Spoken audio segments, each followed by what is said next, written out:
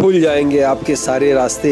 परीक्षा में सिलेक्शन ले तो सही, जीवन में सब होगा हासिल, तू सिलेक्शन की जिद पर अड़ तो सही।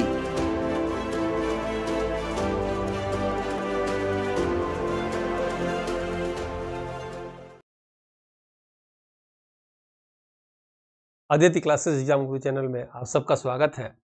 रटना जरूरी है कि सीरीज में आज ये तीसरा भाग है और आज हम लोग की क्लास रहेगी कि भारतीय संविधान से संबंधित महत्वपूर्ण तथ्य, जिसमें आप महत्वपूर्ण भाग, अनुसूची और अनुच्छेद के विषय में जानेंगे।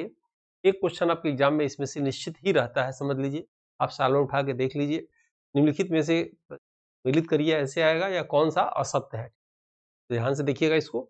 ये शुरू करते हैं। छोटी छोटी क्लास से रहेंगी ये रटना जरूरी का, और महत्वपूर्ण इंपॉर्टेंट जो है इसमें जो भी तथ्य आपकी एग्जाम में आ सकते हैं सब कुछ रहेगा। ऐसे समझिएगा, आज़ादी से पहले जो है भारत का संविधान जो है एक्ट से चलता था। जो भारत के गवर्नर जनरल थे अपने एक्ट निकालते थे संविधान ब्रिटेन से मिलकर। तो कभी कभी आता है कि किस सन में कौन सी घटना हुई थी, उसके विषय में देख लिया जाए।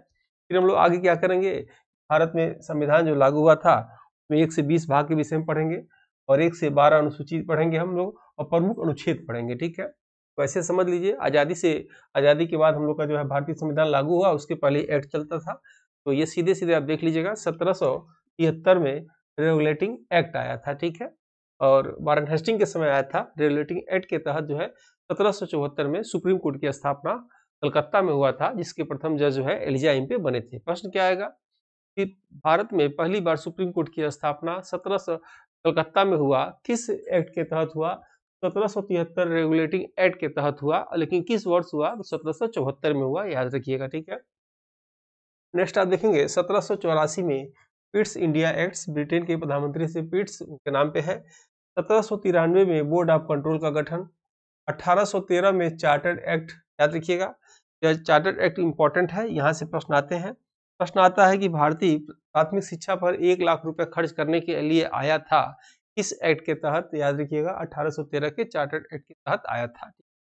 ये भी प्रश्न आता है कभी कभी कि ईसाई मिशनरियों को भारत में प्रचार प्रसार किस एक्ट के तहत जो है करने की छूट मिली थी? तो 1813 के एक्ट के तहत। ठीक है, और ईस्ट इंडिया कंपनी ने जो है भारत के साथ व्यापार बंद कर दिया था, सिर्फ चीन और चाय के साथ। किसके तहत? तो 1813 के चार्टर्ड एक्ट के तहत। ठीक है, फिर 1833 का चार्टर्ड एक्ट बताया गया था विलियम बेंटिंक के समय। 1853 का चार्टर्ड एक्ट याद रखिएगा। 1858 का रानी का एक्ट इंपॉर्टेंट है, और महारानी विक्टोरिया आई थी कैनिंग के समय, बताए थे आपको। 1861 में भारत परिषद अधिनियम, इसी के तहत भारत में पहली बार 1862 में जो है हाई कोर्ट की स्थापना हुआ था। ठीक है, 1909 में मार्ले मिंटो सुधार, 1919 में मॉन्टेग्यू चेम्सफोर्ड सुधार, 1935 में भारत सरकार अधिनियम, और 1946 में कैबिनेट मिशन का गठन। ठीक है, ये सन आप याद रखिएगा, सीधे सीधे आपके एग्जाम में आएगा। और जीएस पेपर में घबराइएगा नहीं, बहुत कठिन आप लोग में नहीं आता है, और आराम से आप जो है 1-2 बार पढ़े भी रहेंगे तो कर लेंगे। ठीक है, हम लोग क्या करेंगे कि जो महत्वपूर्ण भाग जो है जो पूछे जाते हैं परीक्षा में, उसकी चर्चा करेंगे पहले। उसके बाद जो है महत्वपूर्ण अनुसूची की चर्चा करेंगे। फिर जो है महत्वपूर्ण जो है अनुच्छेद की चर्चा करेंगे। ठीक है, तो आइए देखते हैं। सबसे पहले भाग के विषय में देखा जाए तो भाग 1 में पूछता है कभी कभी, इसमें से कोई 4 पॉइंट दे देगा, कहेगा कौन सुमेलित नहीं है। ठीक है, तो आप समझ ही रहे होंगे कैसे प्रश्न आएगा। भाग 1 में क्या आएगा? संघ व उसके राज्य क्षेत्र का वर्णन। भाग 2 में नागरिकता का वर्णन। भाग 3 में मूल अधिकार का वर्णन। भाग 4 में नीति निर्देशक तत्व का वर्णन। भाग 4 क में मौलिक कर्तव्य। भाग 5 में संघ का वर्णन सबसे बड़ा भाग होता है, याद रखिएगा। भाग 9 में क्या है? पंचायत का वर्णन है। भाग 9 क में क्या है? नगर पालिका का वर्णन है। भाग 11 में क्या है? केंद्र राज्य संबंध का वर्णन है। भाग 14 में क्या है? संघ राज्यों के अधीन सेवाओं का वर्णन है। भाग 15 में क्या है? निर्वाचन का वर्णन है। भाग 17 में क्या है? भाषा का वर्णन है। भाग 18 में क्या है? आपात का वर्णन है, आपातकाल का। और भाग 20 में क्या है? संविधान संशोधन है। ये पॉइंट बिल्कुल रटे रहिएगा। ठीक है, यानी ये चीज हमने समाप्त कर दिया। अब हम आपको बताने जा रहे हैं अनुसूची के विषय में। ठीक है, अब देखेंगे अनुसूची। पूछेगा आपके एग्जाम में अनुसूची 1 में क्या है? तो राज्य व केंद्र शासित प्रदेशों का वर्णन है। अनुसूची 2 में क्या है? वेतन भत्ता पेंशन का वर्णन है। अनुसूची 3 में क्या है? शपथ का वर्णन है। अनुसूची 4 में क्या है? राज्यसभा के सीटों का आवंटन का वर्णन है। अनुसूची 6 में क्या है? असम, मेघालय, त्रिपुरा, मिजोरम जनजाति क्षेत्र शासन का वर्णन है।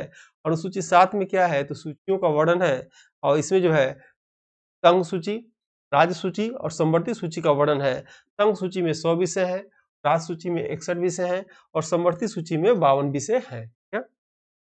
अनुसूची 8 में क्या है, भाषा का वर्णन है। अनुसूची 9 में क्या है, भूमि सुधार से संबंधित है। अनुसूची 10 में क्या है, दल बदल कानून का वर्णन है। अनुसूची 11 में क्या है, पंचायत का वर्णन है। अनुसूची 12 में क्या है, नगर पालिका वर्णन है। अब यहाँ आप देखिएगा ध्यान से, आपके एग्जाम में पूछता है पंचायत का वर्णन, नगर पालिका का वर्णन। अनुसूची 11 में पंचायत का वर्णन, अनुसूची 12 में नगर पालिका का वर्णन। यहाँ आप देखेंगे कि पंचायत का वर्णन भाग 9 में है और नगर पालिका का वर्णन 9 क में है। ठीक है, इस चीज को ध्यान से देखिएगा, यहाँ से प्रश्न लोग उठाते हैं। ठीक है, ये पॉइंट। अब हम लोग ने अनुसूची देख लिया। अब महत्वपूर्ण अनुच्छेद जो आपके एग्जाम में पूछे जाते हैं, सबसे इंपॉर्टेंट है यही है। अब उसके विषय में देखा जाए। ठीक है, आपके एग्जाम में आएंगे तो आइए देखा जाए इसमें से आर्टिकल। तो सबसे पहले अनुच्छेद देखा जाए, आपके एग्जाम में पूछेगा अनुच्छेद 14 से 18 में क्या है, समानता का अधिकार है। अनुच्छेद 19 से 22 में क्या है, स्वतंत्रता का अधिकार है। अनुच्छेद 23 से 24 में क्या है, शोषण का अधिकार है। अनुच्छेद 25 से 28 में क्या है, धार्मिक स्वतंत्रता का अधिकार है। अनुच्छेद 29 से 30 में क्या है, संस्कृत व शिक्षा संबंधित अधिकार है। अनुच्छेद 32 में क्या है, संवैधानिक उपचारों का अधिकार है। अनुच्छेद 40 में क्या है, तो ग्राम पंचायत का वर्णन है। यहाँ से आप देख ही रहे होंगे, मूल अधिकार है, ये बताना है नहीं, आप जान ही रहे होंगे। अनुच्छेद 44 में क्या है, तो समान सिविल संहिता है। 45 क क्या है, निःशुल्क शिक्षा है। अब ये तो 21 क में चला गया है। ठीक है, 48 क में क्या है, पर्यावरण का संरक्षण संवर्धन का वर्णन है। और 61 में क्या है, राष्ट्रपति प्रभावियों का वर्णन है। 63 में क्या है, तो भारत का राष्ट्रपति का वर्णन है।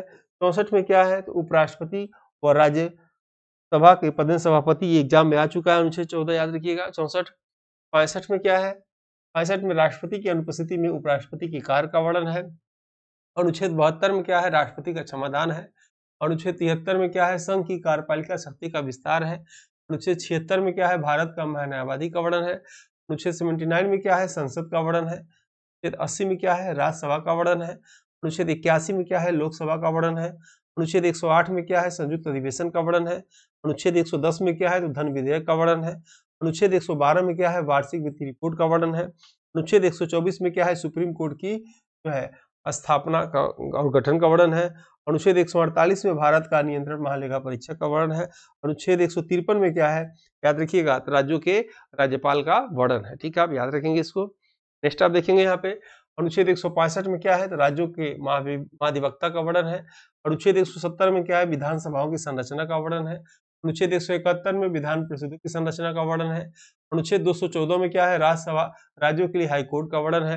अनुच्छेद 280 में क्या है, वित्त आयोग का वर्णन है, इंपॉर्टेंट है, बार बार ये पूछा जाता है।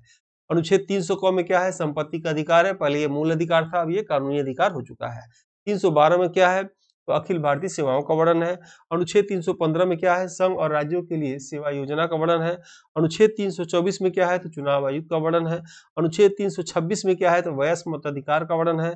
अनुच्छेद 326 में वयस्क मताधिकार का वर्णन है। ठीक है, अनुच्छेद 340 में क्या है, तो पिछड़ा जाति का वर्णन है। अनुच्छेद 341 में क्या है, तो अनुसूचित जाति का वर्णन है। अनुच्छेद 342 में क्या है, तो अनुसूचित जनजाति का वर्णन है। अनुच्छेद 343 में क्या है, संघ की राजभाषा हिंदी व लिपि देवनागरी का वर्णन है। अनुच्छेद 350 को में क्या है, प्राथमिक स्तर पर मातृभाषा में शिक्षा की सुविधाएं दी जाएंगी, इसका वर्णन है। अनुच्छेद 351 में क्या है, तो हिंदी भाषा के विकास के निर्देश दिए गए हैं। अनुच्छेद 352 में क्या है, राष्ट्रीय आपात का वर्णन है। अनुच्छेद 356 क्या है, राष्ट्रपति शासन का वर्णन है। अनुच्छेद 360 क्या है, वित्तीय आपात का वर्णन है। अनुच्छेद 368 क्या है, संविधान संशोधन का वर्णन है। अनुच्छेद 370 क्या है, तो जम्मू कश्मीर के राज्य से संबंध में अस्थायी उपबंध है। ठीक है, याद रखिएगा, इंपॉर्टेंट है ये, और इसको एग्जाम से पहले 1-2 बार जरूर पढ़ लीजिएगा। जैसा कि मैंने आपसे कहा था कि रटना जरूरी है, क्लास सीरीज में जो भी इंपॉर्टेंट आपके साल भर के हिसाब से आया हुआ है सभी क्लास में ले लिए जाएंगे। और इसी के साथ ये क्लास हम यहीं समाप्त करते हैं। मिलते हैं हम लोग नेक्स्ट वीडियो में। ये नई बुक हमारी आई है, थियरी वाली, आप चाहे तो ले सकते हैं। ये प्रैक्टिस सेट आप जो है आपके स्कोर बढ़ेंगे ही, और सभी आयोग के सिलेबस के अनुसार इसमें कंटेंट को डाल दिए गए हैं, याद रखिएगा। और ये टेस्ट सीरीज है, इसको भी अभी समय है पूरा भरपूर, आप बार बार टेस्ट सीरीज लेकर बार बार टेस्टों को दे सकते हैं। 370 से अधिक टेस्ट पेपर है, ताकि आपका जो है स्कोर बढ़े, और जो भी आप पढ़े होंगे उसको जो है मैक्सिमम चीज़ों को इसमें कंटेंट को इसमें डाला हुआ है, प्रैक्टिस करने में आसानी है। ठीक है, आप चाहे तो हमारी टीम से जुड़ सकते हैं, टेलीग्राम है, व्हाट्सएप ग्रुप पर है। मिलते हैं नेक्स्ट वीडियो में, तब तक के लिए जय हिंद, जय भारत।